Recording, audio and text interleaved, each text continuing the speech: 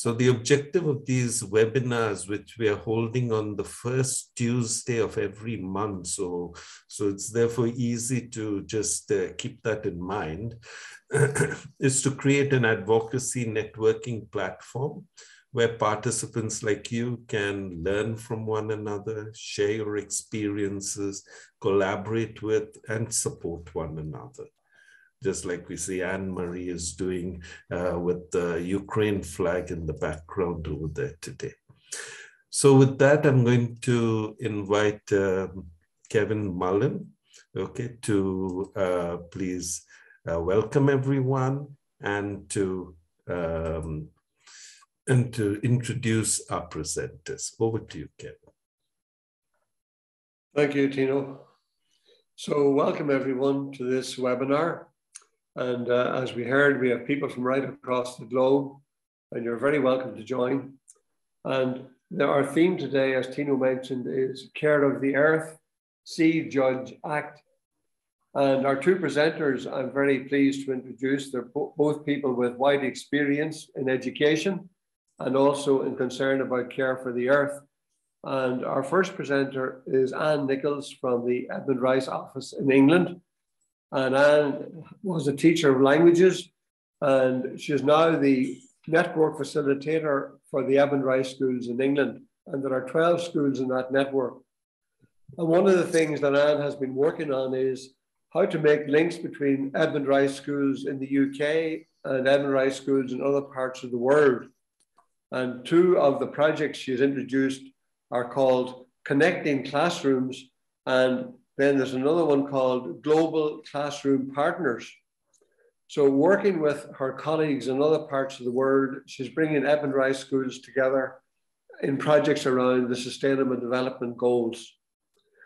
So I think that Ann's work too involved bringing students to COP26 in Glasgow back last November. So we may hear a little bit about that during the course of the presentation. Now, Ann's co-presenter today is brother Kevin Cawley. Kevin is based in New York, and he's a member of the Edmund Rice International team, and he represents us at the UN in New York. He's also involved in a number of UN committees in New York, for example, the Committee on Stopping Trafficking and a mining working group.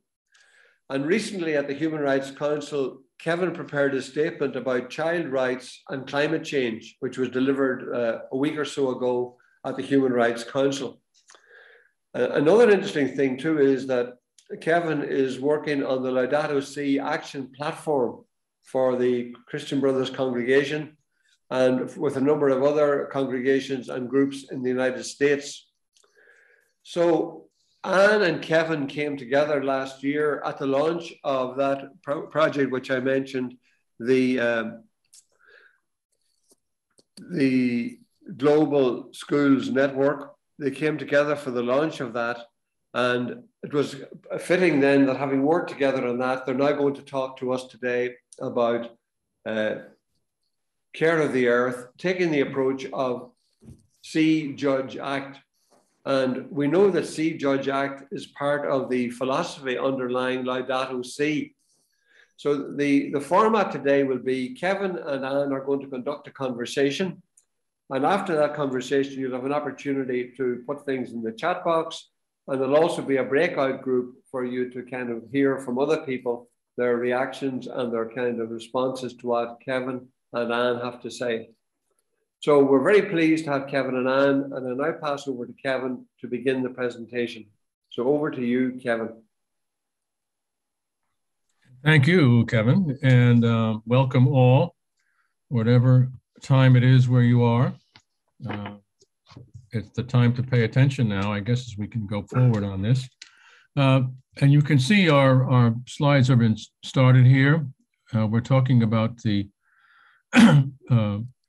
links between a number of enterprises here, the Sustainable Development Goals, the COP27 and all the other COPs and Laudato Si, and the Catholic umbrella, so to speak, over all of this, guided by the words of Pope Francis. So that's our main moment, and I'm thinking that that's a pretty reasonable start to what we're going to be going through. We're going to be talking for a while, Ann and I are going to be exchanging conversations and looking at the slides with you, and then there'll be a break time. I'm encouraging people to write down if they have a question, because sometimes you think of something and you say, I want to know about that, and then it's gone. So best to just make a note for yourself, and there'll be plenty of time for the chat to be open later on when Tino moves it. Okay, Ann, we can keep moving. The See Judge Act mantra, which has been applied to this conversation, is, I think, a helpful way to go forward, because a lot of what's happening in terms of care of Earth, you need to see it.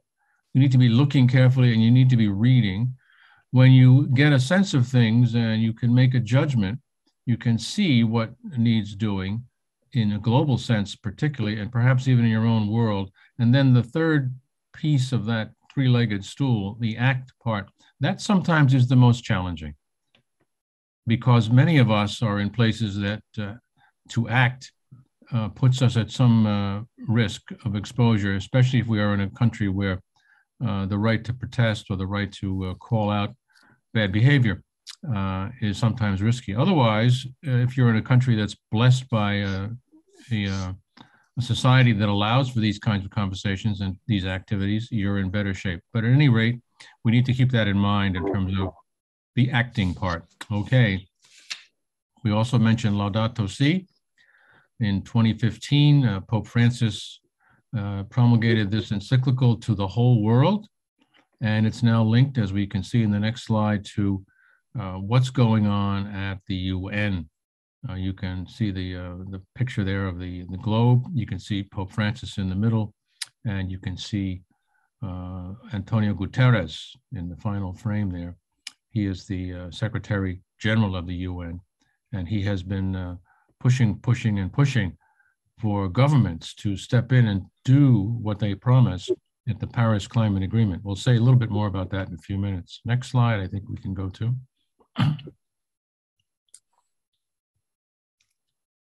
There's our little trio. And now we have, as it says here, the multiple crises. We can take a look at that slide and get a quick summary. It's financial inequities. That's always going to be a problem. Inequality globally. Political showdown, racial throwdown, and climate meltdown. The C and Judge logo in the corner there. Lots and lots and lots of difficulties, but we do have a sense of hope, because we are in our cases, most of us, on a faith-based stance. And we know that this is not the only thing that's happening. There is also grace moving. And then Francis, in the next slide, is very specific about what's going forward. So we'll see Francis now.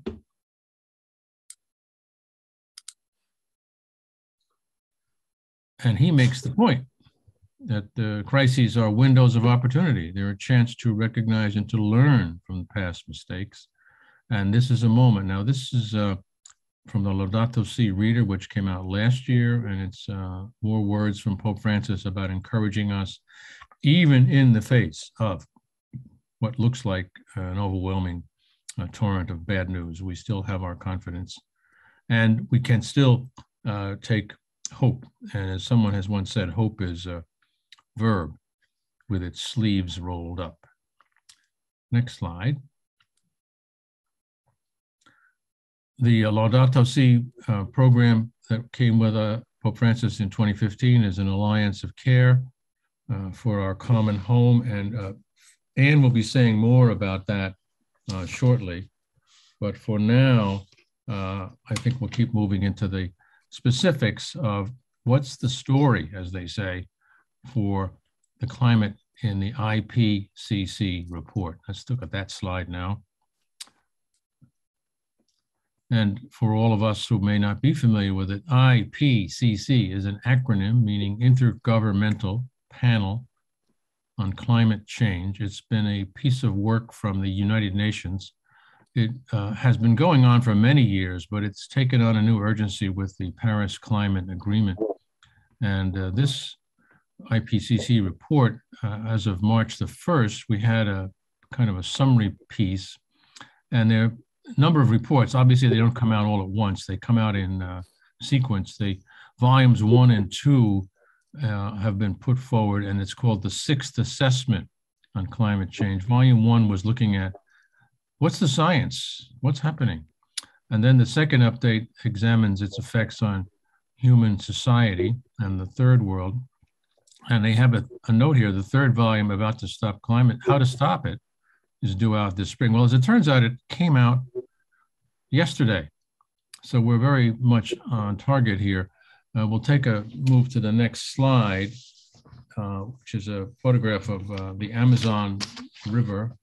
And I'll say this about the IPCC. They've been very careful to be conservative in their pronouncements. It has to be agreed to by, in some cases, almost 100 governments have to say, yes, this is a true statement. Yes, this is okay to put forward. So it takes a long time sometimes to get agreement. So we'll look at the next slide and see what they were saying on the 1st of March, a month ago. They talk about it's going to be costly. The population is going to start to see some very, very bad flooding. It'll put some risks in our supply chain, and some of our food and agriculture places are going to be in trouble. And we're really aiming to hold everything down to an increase of 1.5 degrees Celsius. That's the global target coming out of the Paris. Part of that has to do with being very aggressive about cutting back on carbon emissions, which are the main cause, the main driver of this problem, and the impact it's having on food supply. If we go to the next slide, you can see a number of photographs. The big concern is that maize, the crop that much of the world depends on, is going to be impacted globally. We're also going to see the change in the way fish move around the world, particularly in places that are used to making a living from fish and perhaps even using it as a main part of their diet. The global oceans are warming and fish are moving to cooler places. So sometimes they're not where they used to be, but the people are still there looking for them. The disease is coming forward because you can see that photograph of the mosquito. They are warming, they are moving with the warming of the planet. So they're going into places that they've not been before, and also bringing with them a series of diseases. And then finally in the corner there, we need to start planting more trees, but we have to be careful where we plant the trees, because sometimes planting trees in a monoculture is not helpful. So we even have to be smart about planting trees. The next slide shows the IPCC report talking about, even if we do this, even if we save ourselves this, in a sense of the 1.5, we're still going to put a lot of things at risk. And coral reefs are a good example. That's the base of the food chain for the ocean, and some of that is going to be disturbing. One of the things that happened yesterday in this, as we say, the drop, this one IPCC report from yesterday talks about events that have already occurred. So it's telling us the heat waves, the flooding, and the storms. It's describing that in terms of how it's related to climate change.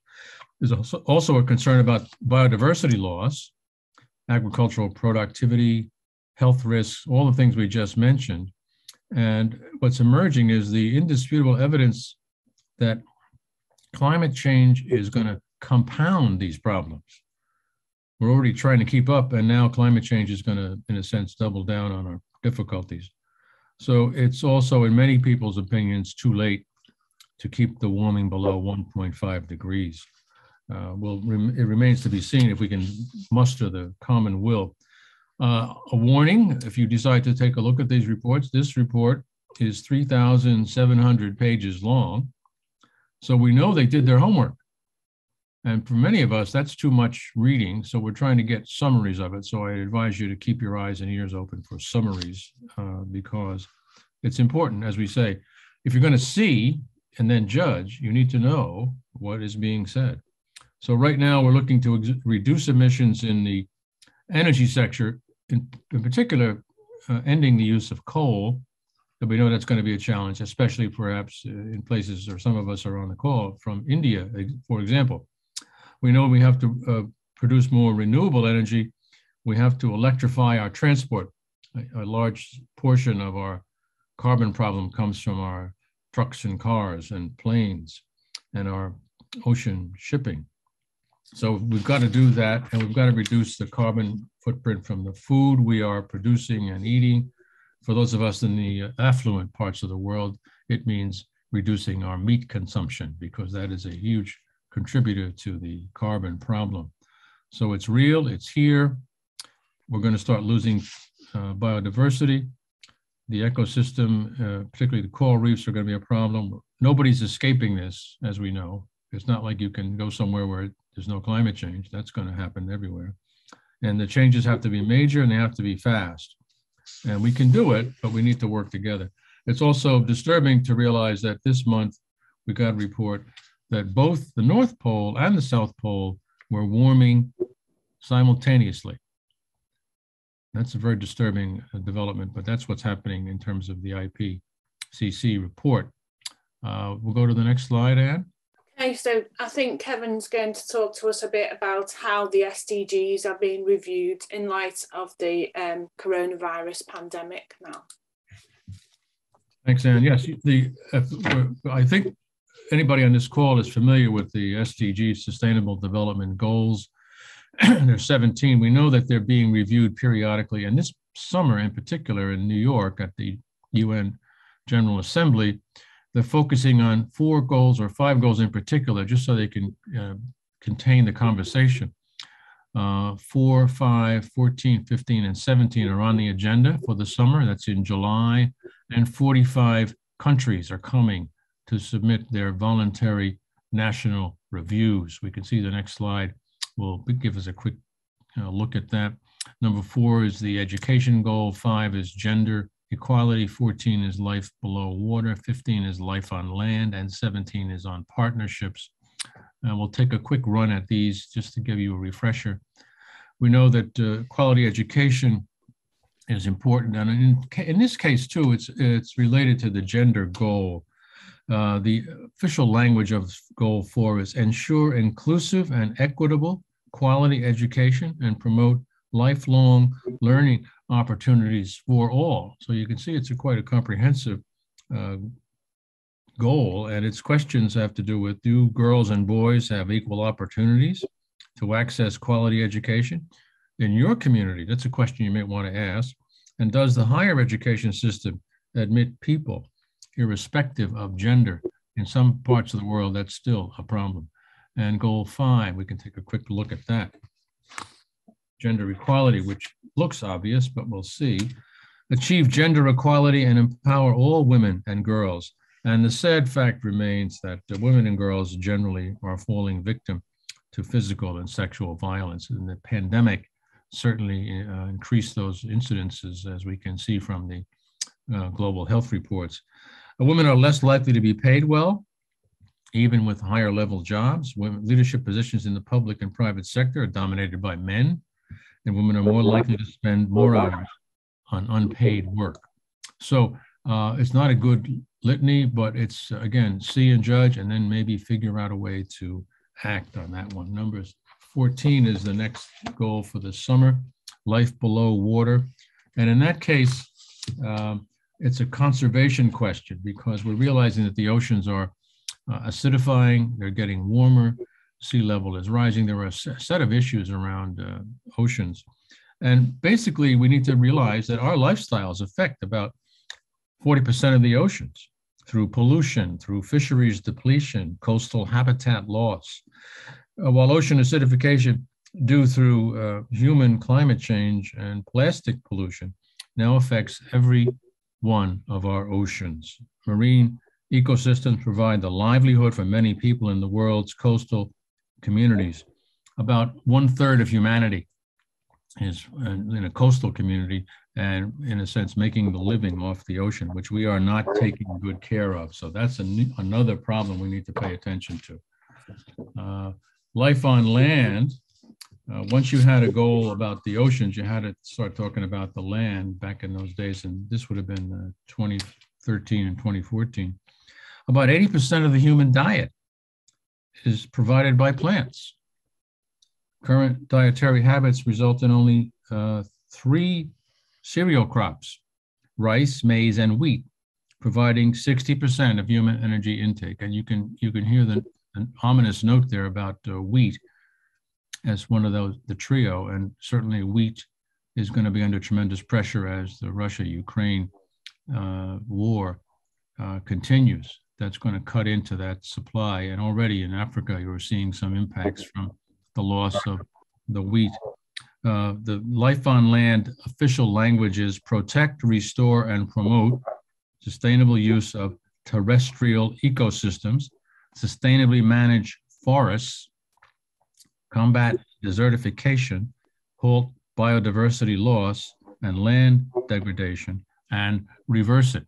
So that's a massive set of concerns with respect to life on land. That's a goal that's being discussed this summer in New York. And we'll do the last one that's happening in New York this summer is what they call the partnerships. When they wrote all the goals, they got the 16 goals and in the discussions. And then they, at the end of this process in New York, I was part of the conversation there, they realized they have to figure out a way to pay for it.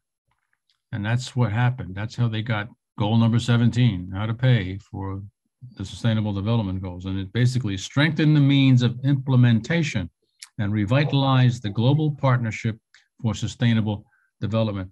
And they went with pretty good language here to celebrate our diversity of culture and perspective as a source of strength, innovation, resilience, rather than regarding it as a reason for conflict, is the challenge of the 21st century. And we can see how already that's become a difficult one in the face of the current crises. If we hope to respond in a wise and timely fashion to the converging crises in humanity, so we've got to work hard together. Again, it's back to the will. So if we look at See, Judge, Act, we know what we're looking at. We've made some judgments about it. And now the difficulty, of course, is at the last piece, how to act in helpful ways. That's a quick run at the summer events in SDGs, and we'll move to the next slide. Okay, so I'm going to just reiterate those words from Brother Kevin there of the need for partnership and collaboration. So we're now going to start looking at the COPs, COP26, and looking forward to COP27. So as you can see from already what's been discussed, in order to manage the climate change and realise the diverse global solutions that are required of all of us at this crucial time for action, what we need is an increasing amount of global cooperation at a very difficult time. These agreements to set the right wheels in motion and supply the checks and balances to the processes that are being established. And the way we do this globally is largely through these COP meetings, the conferences of parties. So the COP is the supreme decision-making body of the UN's Framework Convention on Climate Change. First one happened in Berlin in 1995. The conferences are where international environmental agreements and treaties are implemented and developed. COPs help countries to adopt the recommendations, to develop guidelines with and for the states that are represented. At COPs, progress is reviewed, challenges are looked at, climate budgets, targets, and priorities are set. As well as states being present, of course, there are other stakeholders, such as private enterprise, NGOs, Indigenous peoples, general public are present. And it allows major groups and other stakeholders to participate in these important conversations. COPs put pressure on states to fulfill obligations as they are being witnessed by the international community. And as Kevin said, we rely on goodwill. So here you can see a photo of some of the Edmund Rice Schools students, brothers and the Edmund Rice office team from England at COP26 in November in Glasgow. And this shows how the public can participate in COPs. So let's have a think about COP26. More than any of the other previous COP meetings, perhaps the eyes of the world were on this one to make the huge changes necessary to literally save the planet and make the policy changes that will keep the global temperature rise below or at 1.5 degrees. So let's have a look at this photograph where we see the powerful decision makers clapping themselves on the outcomes of COP26, where they made what is known as the Glasgow Climate Pact. And the Glasgow Climate Pact states that carbon emissions will have to fall by 45% by 2030 to keep alive the goal of 1.5 degrees. It strengthened efforts to build resilience to climate change, agreed to curb greenhouse gas emissions, agreed a pledge from developed countries to provide $100 billion annually to developing countries, promised to phase down unabated coal power and subsidies for fossil fuels, requested for a yearly report summarising nations' annual commitments to reduce emissions. More than 130 nations, together possessing 90% of the world's forests, agreed to halt and then reverse deforestation by 2030. And over 450 financial institutions overseeing $130 trillion in assets promised to set a goal of achieving net zero emissions by 2050. And they created the Leaders' Pledge for Nature. So that all sounds like good news. But can we think about COP26 as a success or as a failure? Well, as you see, there is still a long way for us to go. The targets for limiting global warming to 1.5 were not renewed. The agreement on the use of coal was changed from phase out to phase down. Not enough was invested by the global north into loss and damage for the global south. There was a distinct lack of women and young people in decision-making at COP26. And again, we come back to this, that there is no global court or mechanism to enforce these pledges. Progress rests on the pillars of goodwill. So there's a long way to go. COP27 takes place in November in Sharm el-Sheikh in Egypt. And we need to think about this really carefully, that the COP26 outcome is that the global warming trajectory still rests at about 2.4 degrees, which is just too warm. A conference of parties which you should keep your eye on is the COP to the Convention on Biodiversity. It's being held in two parts, and the second part is forthcoming at the end of this month, and it will be held in China. So the COP15 on biodiversity will see the adoption of the post-2020 Global Biodiversity Framework, providing a strategic vision and global roadmap for conservation, protection, restoration, sustainable management of biodiversity and ecosystems for the next decade, with a view to see net improvements by 2050. And now let us think about the indigenous peoples of the planet. The indigenous peoples represent 5% of the population, but they protect 80% of Earth's biodiversity. These peoples are often at the forefront of conservation efforts and have long been stewards of nature, but they are also disproportionately affected by biodiversity loss. The full and effective participation of indigenous peoples and local communities is critical in all decision making to protect the web of life. So an interesting supplementary agreement to the Convention on Biological Diversity is the Nagoya Protocol. And this aims to enhance the participation of indigenous peoples in the global biodiversity agenda. This is an agreement which increases their rights, guarantees consent and benefit sharing.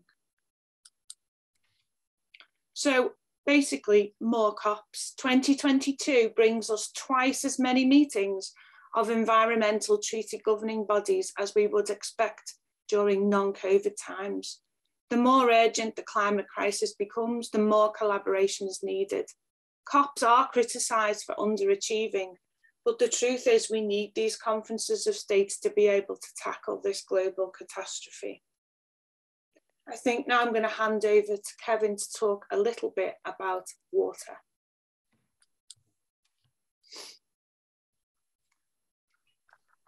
I think there's a water slide coming up here. Photograph of women, that's from Africa, working to get some fresh water. The blue logo in the center is the logo symbol from the Sustainable Development Goals, number 6. And number 6 goal from Sustainable Development Goals was ensure availability and sustainable management of water and sanitation for all. And according to a number of places, 1 in 10 people lack access to safe water. 1 in 3 do not have access to a toilet, and women and children spend 125 million hours each day collecting water. And this, of course, affects the health and resilience of people and communities. And during the COVID interval, one of the difficulties had to do with, there were instructions to everybody, wash your hands frequently with soap and water, which was impossible in much of the planet where water was scarce. So even during the disease times, the lack of clean water impacted people's lives in difficult ways. And you may want to look around in your communities. I don't think any community on the planet is immune from taking a look at water questions. Certainly in many parts of the planet, it's a massive struggle. And where I live, it's not a massive struggle. And as a result, we do a lot of wasting of water. It makes up a very small fraction of all water on the planet. About 70% of the planet is covered by water, but we know that only about 2.5% of it's really fresh, and about 1% of that is accessible. So it's a tiny fraction of what we see. We're not very good at using water carefully. Average hamburger, for example, takes about 630 gallons of water when you look at all of what's gone into raising the cows and feeding them, which is 2,400 liters. You may want to think about that the next time you bite into your Big Mac. Water use has grown at twice the rate of population increase in the last century. And we think by maybe 3 more years, about 1.8 billion people will live in areas plagued by water scarcity. Even though the SDG 6, the target is to achieve universal and equitable access to safe and affordable drinking water for all. So we're not really doing well on that particular goal, even though about 1 in 4 people today do not have access to safe drinking water, and we only have about 8 years to go on that goal. So that's looking like a difficulty. And of course, we realize in particular, some parts of the world are more stressed out by the water problem. The average woman in rural Africa walks 6 kilometers every day to fetch 40 liters of water. That's really another example of the inequities, and how we might respond to that is a good question for everybody. The global community celebrates World Water Day every March 22nd. You may want to think about that in your area in terms of how we bring attention to this, making that challenge visible, because it's invisible right now. Could be very bad, particularly in Africa by 2025, water scarcity. Right now, the other part of it is that so many hours are lost just collecting the water to have a daily life, to be able to cook and clean. So that's an ongoing problem. And then the other part of the problem is in sub-Saharan Africa in particular, about 95% of farming relies entirely on rainfall. And we know that that's going to be an ongoing question because of climate change and the changes in the weather patterns.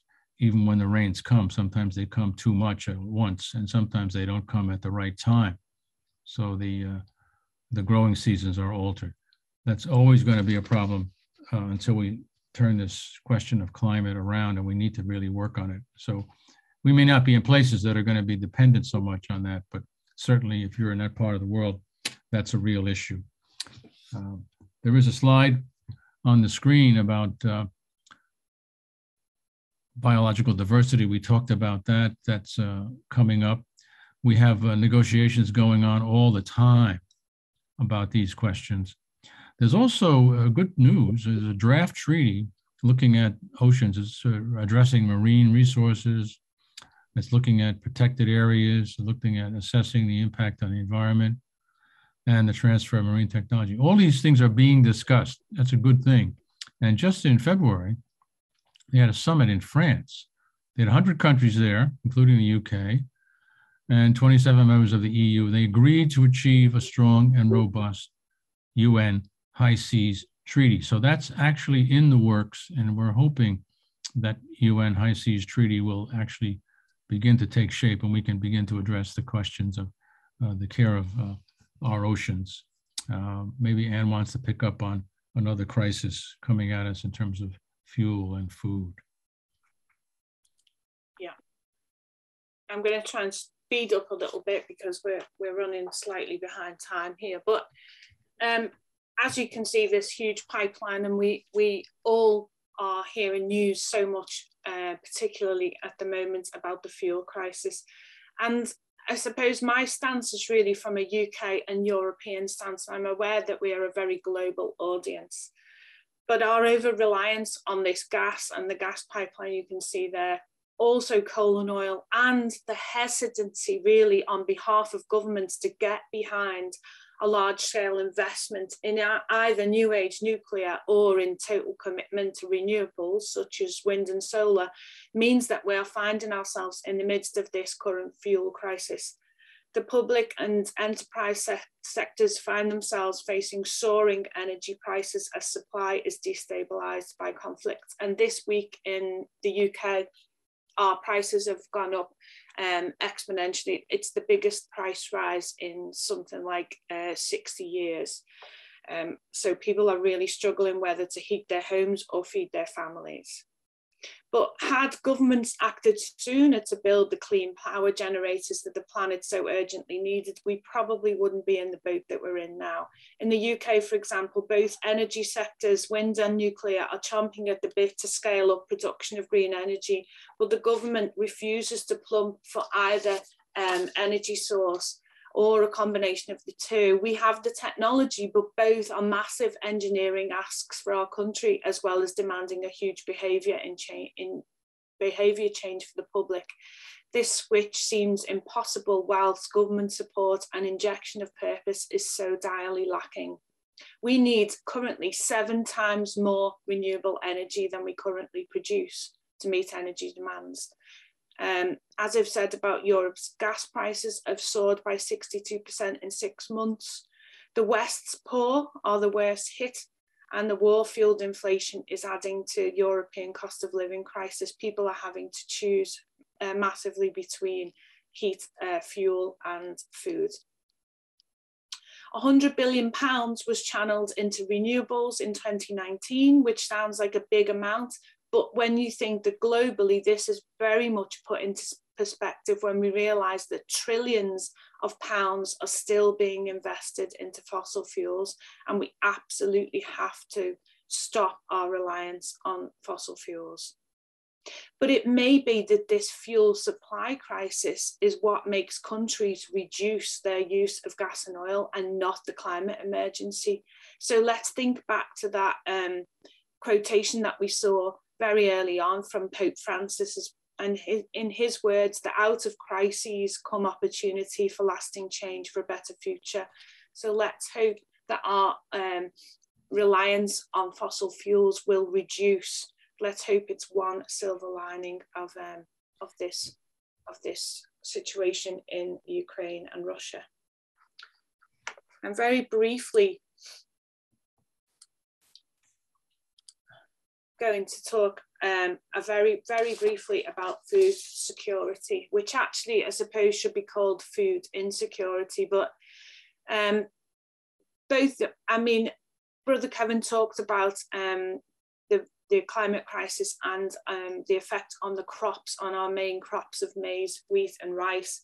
But as well as the climate crisis, we have conflict, which is driving an increasingly grave situation globally in terms of food security.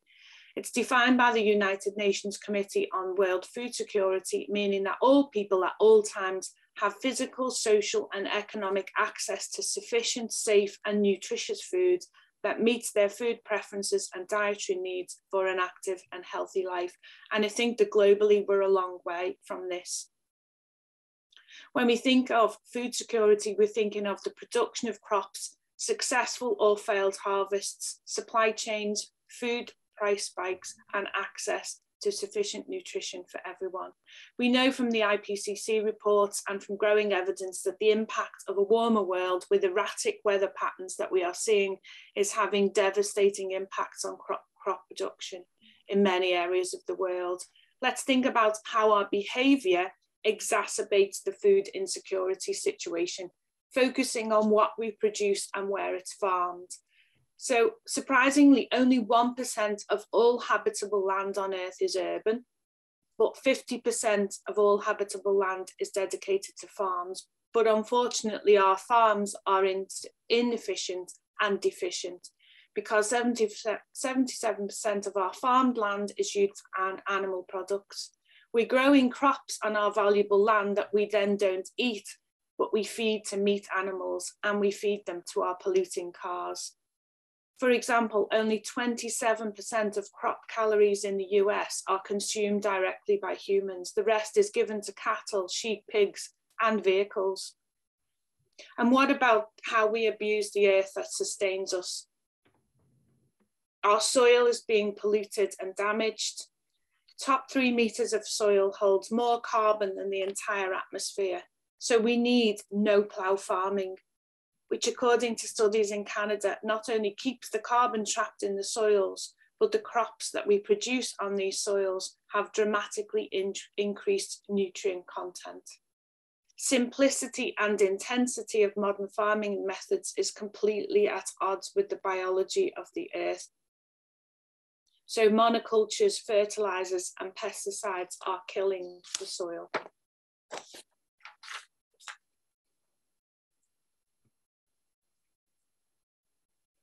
Just have a very quick think about Afghanistan as a food security case study. Of a population of 23 million, over half the population there is facing acute food insecurity, and this is set to worsen due to the war in Ukraine, which is destabilizing food and energy markets. The political situation and social situation means that women and children are most impacted in Afghanistan. It has the highest population of widows of any country. The older widows who lost their husbands decades ago in conflict, and very young widows, as the last months before the Taliban takeover were some of the bloodiest in Afghanistan's history.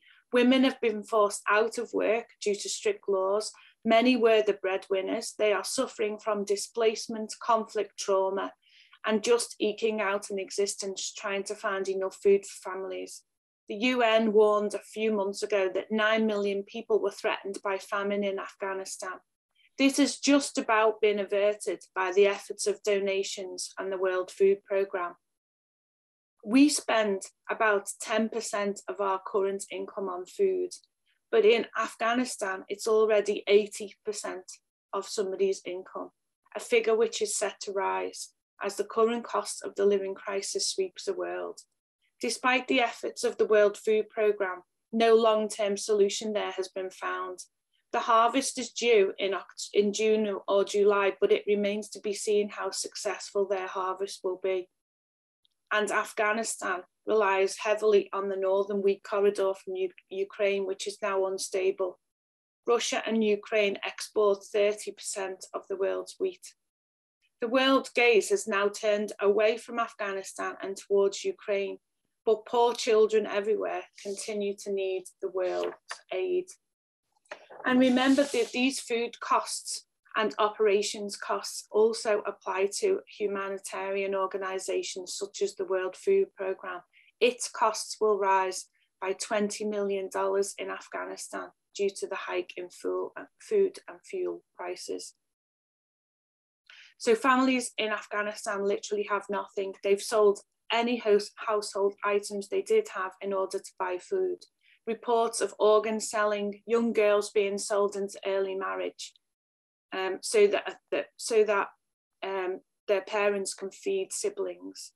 Pressure must be kept up in terms of human rights in Afghanistan. Girls need to be educated and have the right to work for the social well-being of the population and the economy.